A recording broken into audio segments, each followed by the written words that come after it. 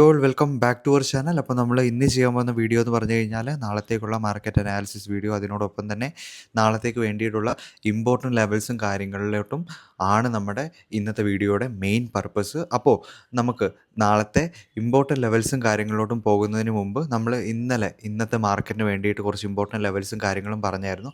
അപ്പോൾ ആ ലെവൽസിൽ ഇന്ന് എങ്ങനെയാണ് മാർക്കറ്റ് റിയാക്ട് ചെയ്തത് എന്ന് നമുക്ക് ജസ്റ്റ് ഒന്ന് ചെക്കൗട്ട് ചെയ്തതിന് ശേഷം എന്ത് ചെയ്യാം, നാളത്തേക്കുള്ള ഇമ്പോർട്ടൻറ്റ് ലെവൽസും കാര്യങ്ങളിലോട്ട് പോകാം. അതിനോടൊപ്പം തന്നെ ഇന്ന് എനിക്ക് വന്നിട്ടുള്ള എൻട്രി മോഡലും കാര്യങ്ങളും എല്ലാം തന്നെ നമുക്ക് ഈ ഒരു വീഡിയോയിൽ തന്നെ നമുക്ക് ജസ്റ്റ് ഒന്ന് ഡിസ്കസ് ചെയ്തിട്ട് പോകാം. അപ്പോൾ ഫസ്റ്റായിട്ട് മാർക്കറ്റിൽ ഞാൻ ഇന്നത്തെ ദിവസത്തിന് വേണ്ടിയിട്ട് പറഞ്ഞിട്ടുള്ള ലെവലായിരുന്നു 24,956 എന്ന് പറഞ്ഞ ലെവലും 24,989 എന്ന് പറഞ്ഞ ലെവലും അതിനോടൊപ്പം തന്നെ 25,022 എന്ന് പറഞ്ഞ ലെവലുമായിരുന്നു. നിങ്ങൾക്ക് ജസ്റ്റ് ഇന്നത്തെ ദിവസത്തിൻ്റെ ചാർട്ട് നിങ്ങളെടുത്ത് നോക്കിക്കഴിഞ്ഞാൽ തന്നെ നിങ്ങൾക്ക് മനസ്സിലാവാനായിട്ട് പറ്റും എത്ര ബ്യൂട്ടിഫുള്ളി മാർക്കറ്റ് നമ്മുടെ ലെവൽസിൽ റിയാക്ട് ചെയ്യുന്നു എന്ന്. നിങ്ങൾ ജസ്റ്റ് ഒന്ന് കണ്ടു കഴിഞ്ഞാൽ തന്നെ നിങ്ങൾക്ക് മനസ്സിലാക്കാനായിട്ട് പറ്റും, വളരെ ഈസി ആയിട്ട് മനസ്സിലാക്കാനായിട്ട് പറ്റും.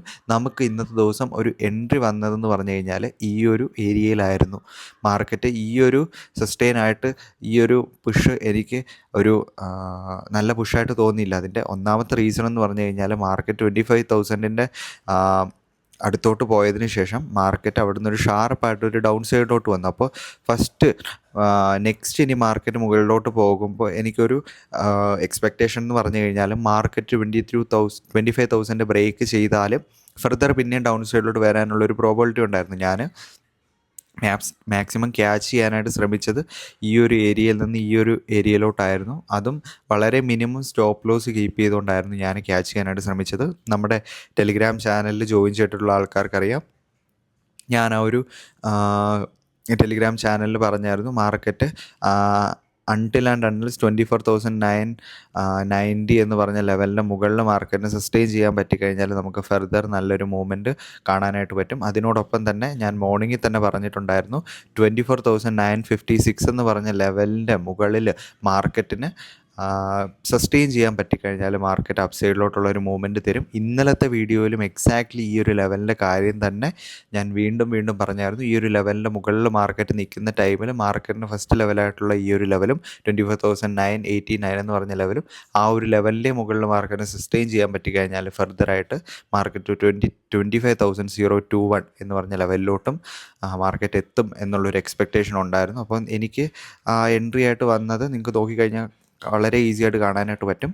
ഇത്രയും പോയിൻറ്റ്സ് എനിക്ക് ക്യാച്ച് ചെയ്യാനായിട്ട് പറ്റിയിട്ടില്ല. ഇത് ഞാൻ ജസ്റ്റ് ട്രയൽ ചെയ്തുകൊണ്ട് എനിക്ക് ക്യാച്ച് ചെയ്യാനായിട്ട് പറ്റിയൊരു പോയിൻറ്റ്സാണ്.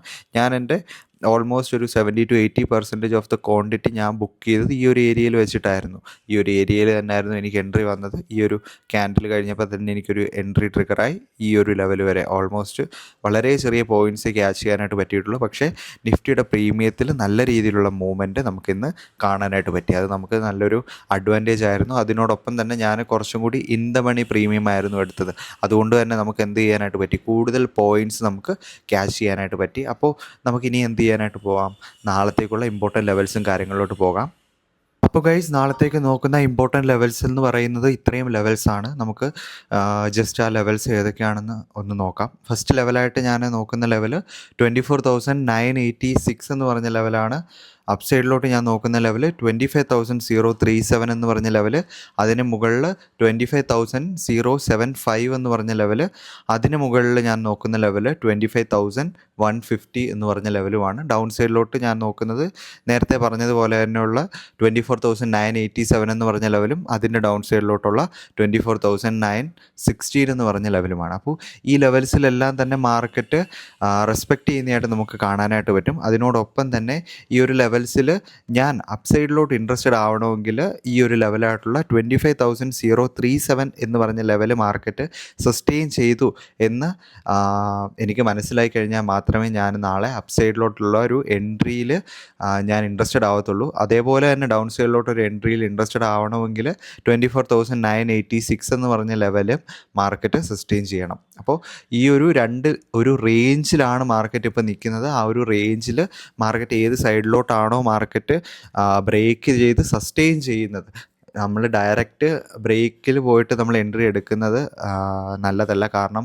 നമ്മൾ നമ്മുടെ ചാനലിൽ തന്നെ പഠിപ്പിച്ചിട്ടുള്ള ഒരു കാര്യമാണ് ബൈ സൈഡ് ലിക്വിഡിറ്റി, അതേപോലെ സെൽ സൈഡ് ലിക്വിഡിറ്റി എന്ന് പറഞ്ഞൊരു കൺസെപ്റ്റ് ഉണ്ട്. അപ്പോൾ നിങ്ങൾ വാച്ച് ചെയ്യാത്ത ആൾക്കാരാണെങ്കിൽ നിങ്ങൾ നമ്മുടെ ചാനലിൽ ചെക്കൗട്ട് ചെയ്യുക. അപ്പോൾ ആ ചാനലിൽ നമ്മൾ കൃത്യമായിട്ട് പറഞ്ഞിട്ടുണ്ട് അതെന്താണ്, ആ ഒരു കൺസെപ്റ്റ് എന്താണ്.